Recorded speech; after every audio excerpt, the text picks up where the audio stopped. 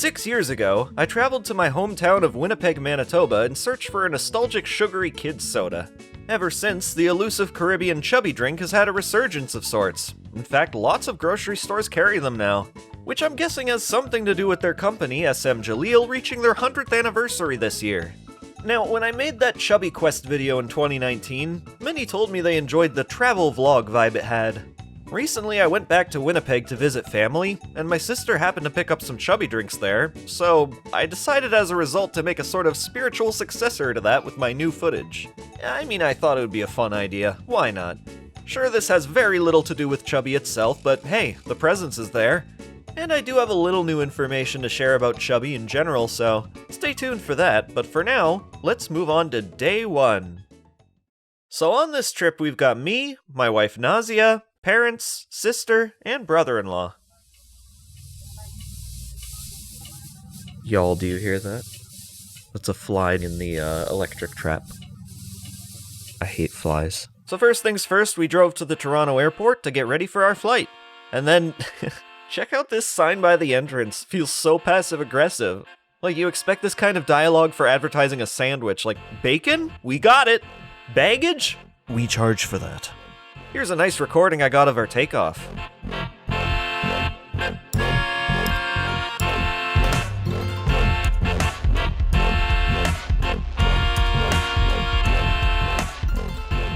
And here's Winnipeg's Royal Canadian Mint, where they make our Canadian coins, as well as those for 80 different countries.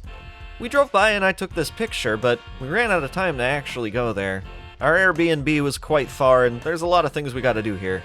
I did buy this mint magnet from a corner shop, though. Next, we had lunch at the English Garden Park.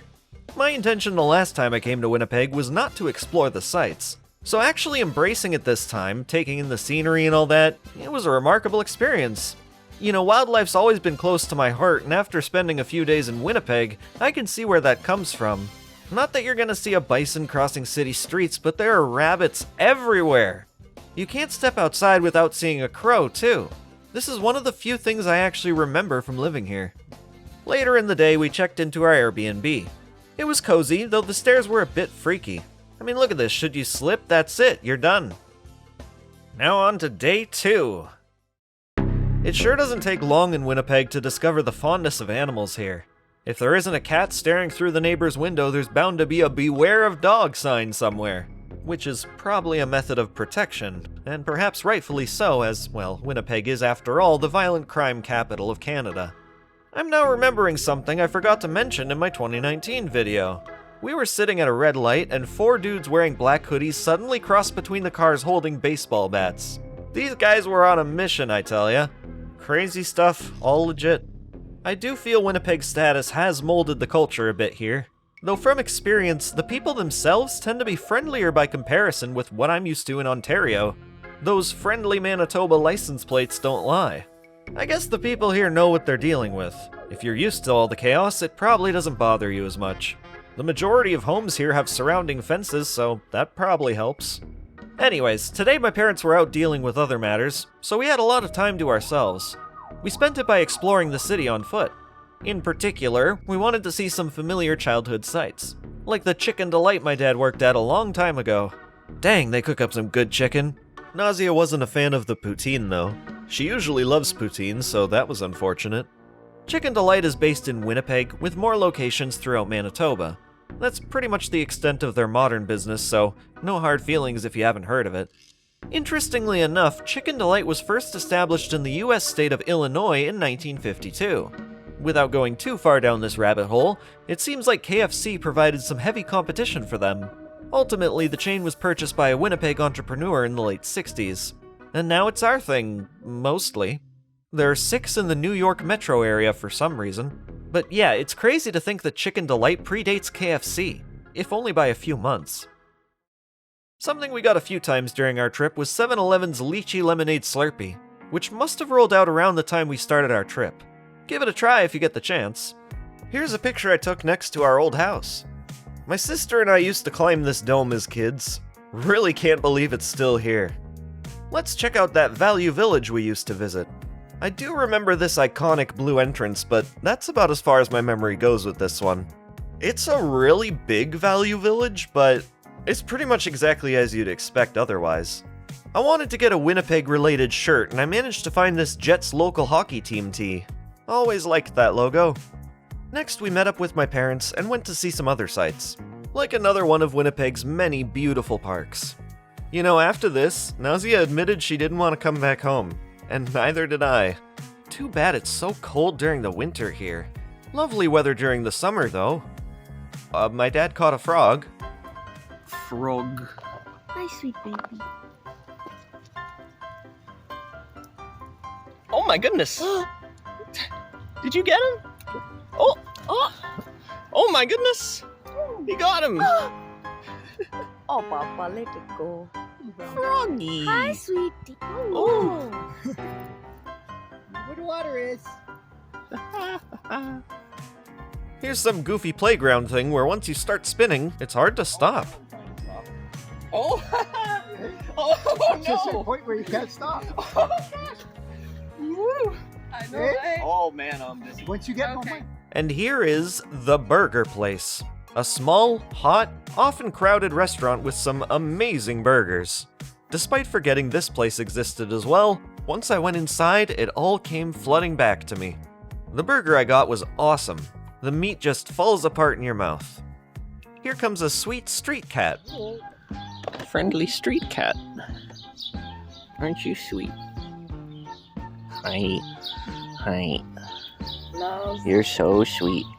I like the way she came jumping towards us at the beginning. That was so funny. Oh. Day 3.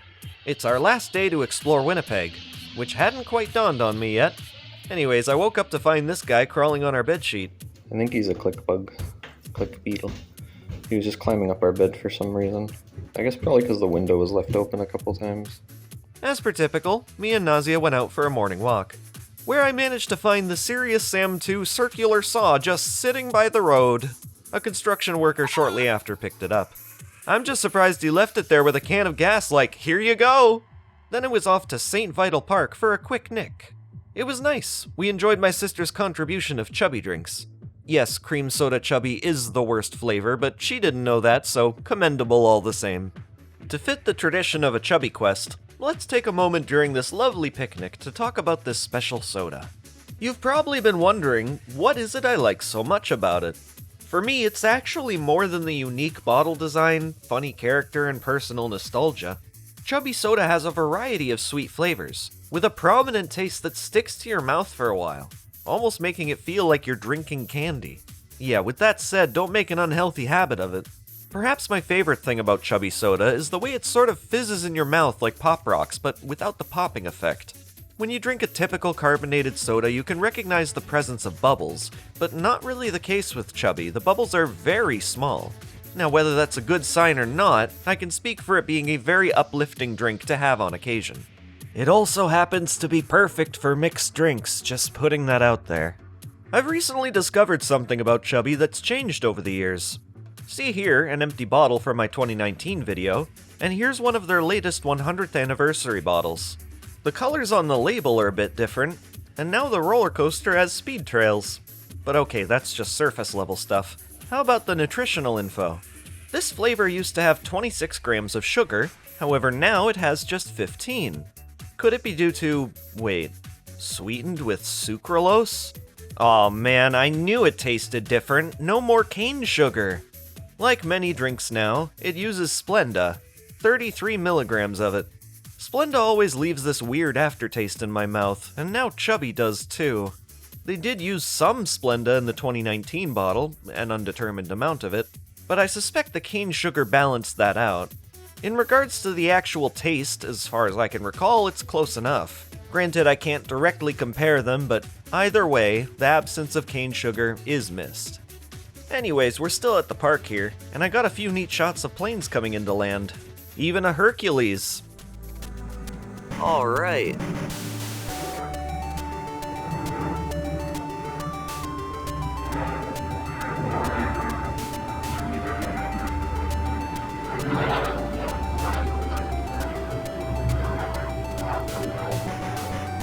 That's awesome. I remember I used to see these all the time. There's a tobogganing slide nearby. Yeah, it's not too interesting during the summer. In Nazia's case, the idea of something being closed due to warm weather was a bizarre concept.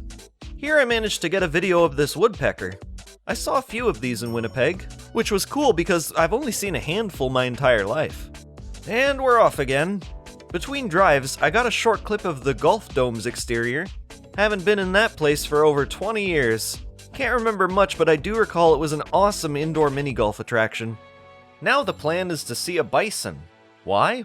Well, it is a noteworthy symbol of Winnipeg, but more specifically, Nazia loves the bison. I just love bison. Ah. So, we tried, arriving roughly 30 minutes before closing time at the Fort White Alive Bison Lookout. Oh, look at that! A lifelike dead animal. They're dead. There was a bit of a walk between us and the bison. I don't have footage of this, but I briefly came across a muskrat. No, actually, I'm gonna talk about this for a second, okay? We entered this little swamp-like area, and at one point I turned around just to see this muskrat, and after 5 seconds of being stared at, it just darted away into a nearby bush, and I could not find it after that. Yeah, these things look a bit cute on Google, but they are not the same in person. It's a 30-inch electric automatic self-cleaning muskrat. Nazia took this video as we approached the bison lookout. But oh my lord! We got something way out of our expectations. Yep. I mean, this really wasn't our expectation.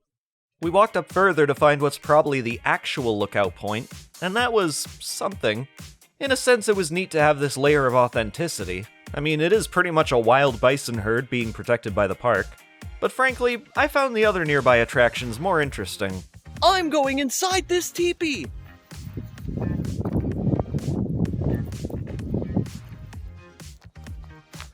Okay. It's comfortable in here. It's very nice. There's the top. On the way back, my dad remembered some place nearby that might have bison visible. I'm not totally sure where this was, but either way, we got a much closer look at some bison, including this extremely rare white bison. Not only does this happen just once in every 10 million births, white bison have a strong cultural significance with indigenous people, symbolizing hope, spiritual rebirth, and a time of positive change. Nazia and I spent the rest of the day walking around the city. This was, after all, our last day at the Airbnb. Where is he? There he is. Daddy Longleg. Prima's made friends with the Daddy Longleg. A Winnipeg favorite. Aw, our local cat friend visited us one last time to say goodbye. It's our cat friend. He's back. Hello. Hi, buddy. You want some scratchies? Aren't you sweet? Do you have a name tag? What's your name? Your name is Jolene. Hi, sweetheart. Sweet Jolene. Jolene.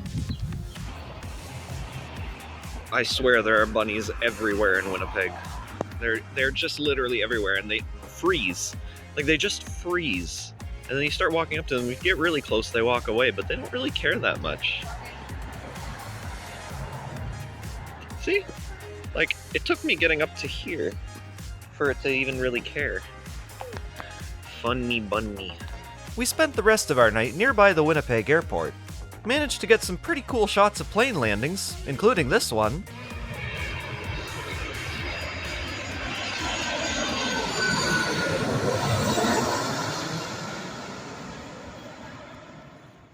Day 4. I spent the previous night basically packing up my things.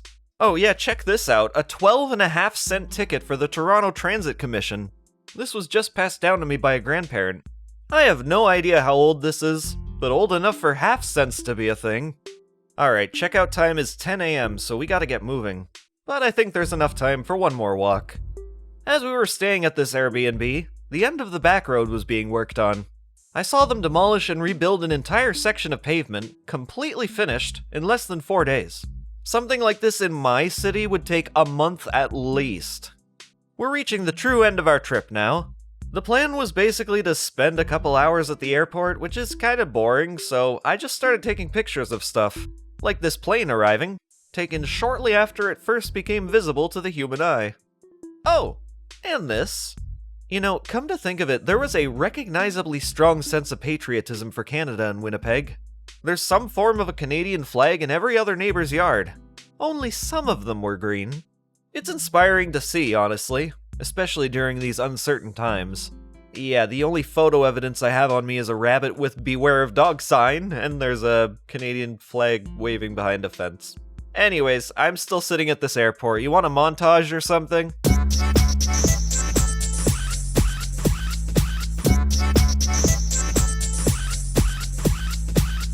Who wants to say goodbye to Winnipeg? Not me, but it's time to go. During the flight home, me and Nazia watched episodes of Everybody Hates Chris on my Powkitty X18S, using a headphone splitter. Side note, I always love preparing for a trip, thinking of all the ways that I can pass time in the plane, only to end up doing maybe one of those things. This Powkitty makes for an exceptional media player once you install Lineage firmware. As a retro gaming handheld though, it is mid as hell. For that, I took my RG34XX GBA clone, and that serves me well. Our plane was about to land at the Toronto airport, and hey, you can see the CN Tower from here. Sort of. I don't think I've ever been inside that thing. It'll have to be for another travel video. Huh, one of Toronto's airport buildings has a pyramid roof. That's cool. Here pretty much marks the end of our trip, with the exception of a disastrous rainstorm on our drive home from the airport. Oh boy. Like, how's your plane against the Can you see anything? I can't see anything. Thankfully, we all got home safe, then proceeded to collect our calico cat Misa from our friend's house. Looks like they had a good time with her. But Misa never likes change, so naturally. And that was our Winnipeg trip. Chubby Quest 2. Hope you enjoyed it as much as I did making it. That's all for today, so thanks for watching, everyone. As always, take care, and I'll see you next time.